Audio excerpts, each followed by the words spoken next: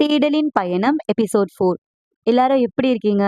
போன வாரம் முழுக்க ஒரே சட்டமன்றம், காரசாரமான விவாதங்கள், எதிர்க்கட்சிகளோட ஆக்கப்பூர்வமான கேள்விகள், ஆளுங்கட்சியோட பதில்கள்.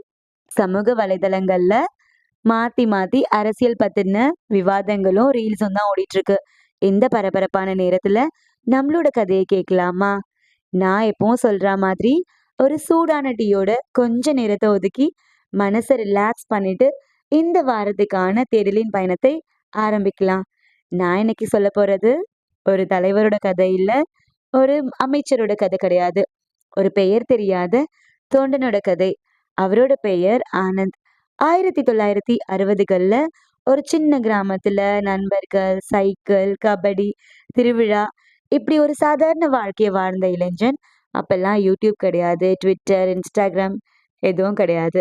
ரேடியோல கேட்ட பேச்சுக்கள், பேப்பர்ல படிச்ச செய்திகள், பட்டணத்துக்கு போயிட்டு வந்தவங்க சொல்ற கதைகள் தான் அந்த காலத்து சோசியல் மீடியா. அந்த பேச்சுக்கள்ல ஒரு கனவு இருந்துச்சு. சமூக நீதி, சுயமரியாதை, சமத்துவம். இந்த வார்த்தைகள் ஆனந்தோட மனசுல ஒரு எழுச்சியை உண்டாக்குச்சுன்னே சொல்லலாம். ஒரு தலைவர் அவரை காதலிக்கல, ஒரு கொள்கையை காதலிச்சாரு, ஒரு இயக்கத்தை நேசிச்சாரு, ஒரு சமூகம் மாறணும்னு நம்பினாரு. 2 3 நண்பர்களோட சேர்ந்து ஒரு சைக்கிள், ஒரு கொடி, ஒரு சுவரொட்டி. இதுதான் அவரோட உலகமா இருந்துச்சு. இரவு நேரங்கள்ல போஸ்டர் ஒட்டுறது, கூட்டங்களுக்கு ஆள் சேர்க்கிறது, 4 பேருக்கு தெரிஞ்ச விஷயத்த மேடை போட்டு 4000 பேருக்காச்சும் சொல்லிடுவாரு. அதுலதான் அவருக்கு ஒரு சந்தோஷம். ஆனா அந்த சந்தோஷத்துக்கு பின்னாடி ஒரு வாழ்க்கை இருந்துச்சு, ஒரு குடும்பம் இருந்துச்சு. அந்த குடும்பத்துக்கு தெரியாத ஒரு போட்டியும் இருந்துச்சு. ஒரு பக்கம் மனைவி, குழந்தைங்க, மறுபக்கம் அவர் நம்பிய இயக்கம். ஒரு பக்கம் குழந்தைங்களோட எதிர்காலம், மறுபக்கம் ஒரு தலைமுறையோட எதிர்காலம். காலையில வீட்டை விட்டு கிளம்புனா எப்போ திரும்பி வருவாருன்னு வீட்ல யாருக்குமே தெரியாது. ஒரு நாள் கூட்டம், ஒரு நாள் போராட்டம், ஒரு நாள் தெருமுனை பிரச்சாரம். இப்படியே அவரோட இளமை கரைஞ்சுச்சு. அவர் தேடியது பதவி இல்ல. அவருக்கு தெரிஞ்சது ஒரே ஒரு விஷயம்தான். நம்ம ஊர்ல மாற்றம் வரணும். அதுக்காக தன்னோட நேரத்தை கொடுத்தாரு. உழைப்பை கொடுத்தாரு. சில நேரங்கள்ல வீட்ல இருந்த சின்ன சின்ன சேமிப்புகளும் கரைய ஆரம்பிச்சது. மனைவி கோவப்பட்ட நேரங்களும் நிறைய இருந்துச்சு. நம்ம பிள்ளைங்களுக்காக சேர்த்து வைக்கிறத விட இந்த கட்சிக்காக ஏன் இவ்ளோ ஓடுறீங்க அப்படின்னு கேட்பாங்க. ஆனா ஆனந்த் ஒருபோதும் கோவப்பட்டதில்ல. அமைதியா ஒரு வார்த்தை மட்டும் சொல்லுவாரு. இன்னைக்கு நம்ம வீட்டுக்காக மட்டும் வாழ்ந்தா போதுமா? ஆனா நாளைக்கு இந்த ஊரே நல்லா இருக்கணும்ல. யாராவது ஓடிதானே ஆகணும். அது நானா இருக்கேனே. அந்த ஒரு வாக்கியம் அவரோட வாழ்க்கையே சொல்லிடும் சொல்லலாம். பல ஆண்டுகள் போச்சு. அவர் கூட இருந்த நண்பர்கள் சில பேர் பெரிய பெரிய பொறுப்புகளுக்கு போயிட்டாங்க. சிலர் அரசியலை விட்டு விலகிட்டாங்க. சிலர் வாழ்க்கை சுமை காரணமாக காணாம போயிட்டாங்க. ஆனா ஆனந்த் மட்டும் அதே சிரிப்போட, அதே நம்பிக்கையோட தொண்டனா இருந்தாரு. காலம் அவரை முதுமையாக்குனாலும், ஆனா அவரோட நம்பிக்கைய முதுமையாக்க முடியல. ஒரு நாள் 68 வயசுல காலை வழக்கம் போல எழுந்திருச்சு டீயை குடிச்சிட்டு செய்தித்தாளை படிச்சாரு. வீட்ல இருந்தவங்களோட சிரிச்சு பேசிட்டு இருந்தாரு. திடீரென நெஞ்சை பிடிச்சிட்டு கீழே விழுந்தாரு. மாரடைப்பு. ஹாஸ்பிட்டலுக்கு கூட்டிட்டு போனா சரியாகிடும்னு நினைச்சுதான் கூட்டிட்டு போனாங்க. மருத்துவமனைக்கு கொண்டு போற வழியிலேயே அவர் இறந்தும் போயிடுறாரு. அவருடைய இறப்புக்கு பிறகு பல ஆண்டுகள் ஓடிவிட்டது.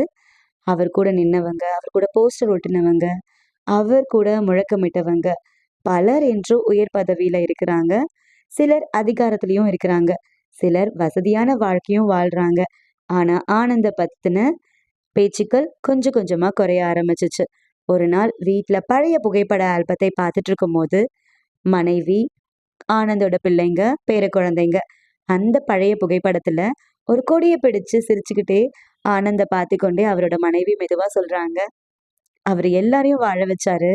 ஆனா அவருக்காக அவர் வாழவே இல்லை.